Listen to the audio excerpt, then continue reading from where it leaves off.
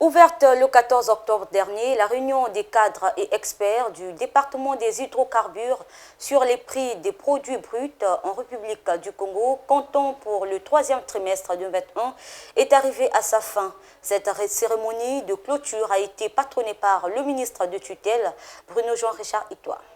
Après 3 jours de travaux, la réunion de fixation des prix des hydrocarbures au titre du troisième trimestre 2021 a connu son épilogue à Brazzaville.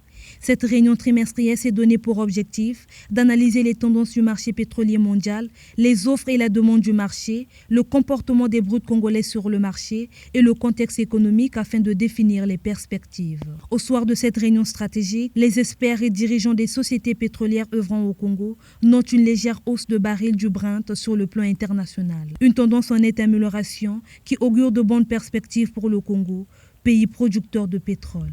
Au troisième trimestre 2021, le baril de Brent daté a affiché une tendance générale et légèrement haussière. Les moyennes mensuelles du Brent daté des mois de juillet, août et septembre 2021 ont été respectivement de 75,030 $ par baril, de 70,811 $ par baril et de 74,575 $ par baril, soit une moyenne trimestrielle de 73,51 $ par baril, en hausse de 4,54 $ par baril par rapport au trimestre précédent. Les moyennes trimestrielles des prix fixés des hydrocarbures produits en République du Congo, arrêtées au cours de la réunion des prix du troisième trimestre 2021, en dollars par baril se présentent comme suit.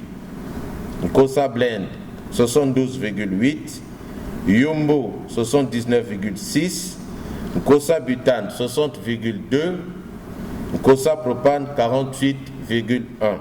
Avec ces tendances haussières qui se dessinent, le Congo envisage mettre en branle les stratégies pouvant booster l'industrie pétrolière, ce qui appelle à imaginer d'autres formules et canaux de commercialisation.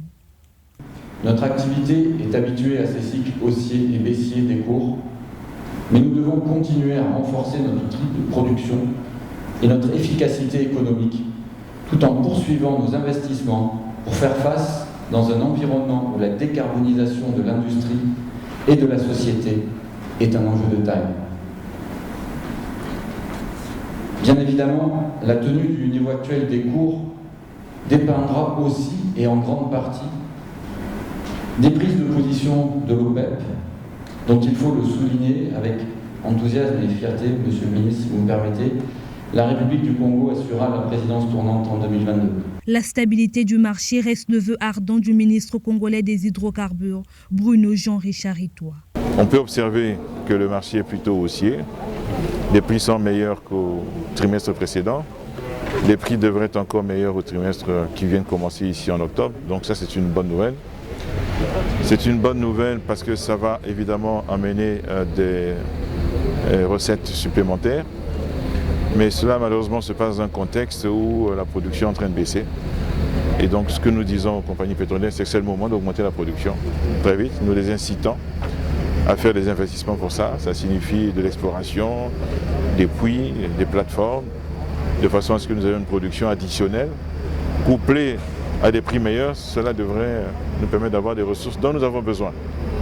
Non seulement pour régler les problèmes sociaux, vous les connaissez, les salaires, les pensions des retraités, les bourses, mais aussi surtout assurer la relance. Dans la foulée, les experts et acteurs du secteur ont pu projeter le marché pétrolier international au 4e trimestre 2021. Cette réunion de fixation des prix des hydrocarbures en République du Congo fut organisée par la société pétrolière Congo REP.